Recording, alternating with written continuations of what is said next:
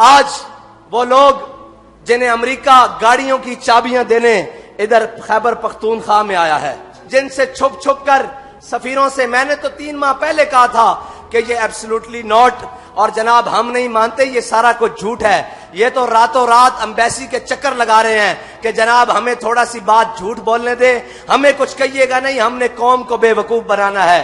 لیکن یہ قوم بے وقوف نہیں بن سکتی. اس قوم کو علامہ خادم حسین رضوی جیسے رجال نظریہ دے کر گئے ہیں.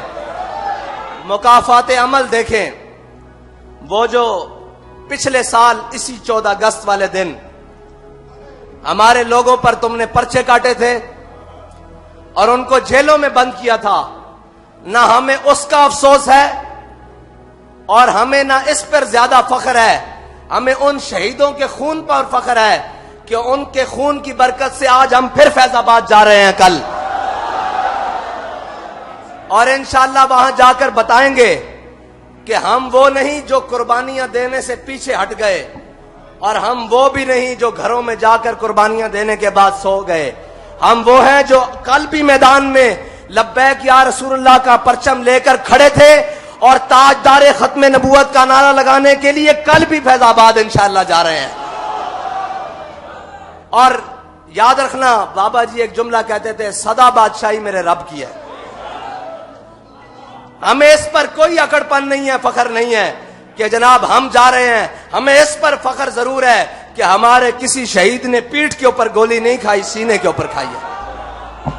ہاں، ان شہیدوں کے خون کی برکت سے اور جناب اپنے قائد ملت اسلامیہ فنا فی خاتم النبیین کے اس جذبہ عشق رسول کی برکت سے، جس نے ہمارے ایک چھوٹے سے کارکن کو بھی اپنے نظریے اور اپنے مشن سے ایک قدم پیچھے نہیں ہٹنے دیا، بلکہ یہ سوچنے بھی نہیں دیا، یہ خیال بھی نہیں کرنے دیا، ہر ظلم کا مقابلہ کرنے کی توفیق دی. ان کے جذبوں کی برکت سے انشاءاللہ ہم جا رہے ہیں فیض آباد اور جاتے رہیں گے.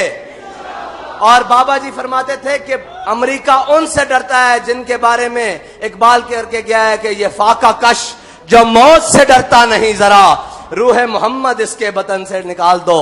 اور اب تو مخالف بھی یہ کہتے ہیں کہ تم ان کو کیسے روک سکتے ہو؟ اگر انہوں نے اعلان کر دیا ہے جانے کا تو پھر انہیں سواریوں کی ضرورت نہیں، وہ تو انشاءاللہ پیدل بھی چل پڑیں گے، کیونکہ ہماری لین بڑی توڑ تک جڑی ہوئی ہے. اگر ہماری رستے میں سواریاں خراب بھی ہو جائیں، حضرت ابو خیثمہ انصاری کی طرح، حضرت ابو ذر غفاری کی طرح، تو ہمارے بڑوں نے سواریوں کا انتظار نہیں کیا، پیدل چل پڑے. ہاں، ہماری لائن جڑی ہوئی ہے اور ہمارا نظریہ اور ہمارا ہاتھ اس ہاتھ میں ہے جو حضرت جناب ابو ذر غفاری تک جاتا ہے، اور پھر وہاں سے ہوتا اپنے آقا مولا صلی اللہ علیہ وسلم تک جاتا ہے. اور ہم لوگ کہتے ہیں جی آپ جیتیں گے کب اور کیا ہوگا؟ میں نے کہا یہ میرے اللہ کے فیصلے ہیں. وہ ہر چیز گھما گھما کر ایک ایک کو لا کر میدان میں کہ یہ بھی حضور کے دین کا غدار، اس نے بھی رسول اللہ کی ناموس کے ساتھ غداری کی، اس نے ختم نبوت کے ساتھ غداری کی، اس نے ختم نبوت کے پروانوں کے اوپر گولیاں چلائیں، اس نے جناب ختم نبوت کے پروانے کے اوپر شل چلائے، اس نے ختم نبوت کے پروانوں کے اوپر جناب بختر بند گاڑیاں چڑھائیں. آج اکیلے اکیلے کر کے ننگے ہو رہے ہیں یا نہیں؟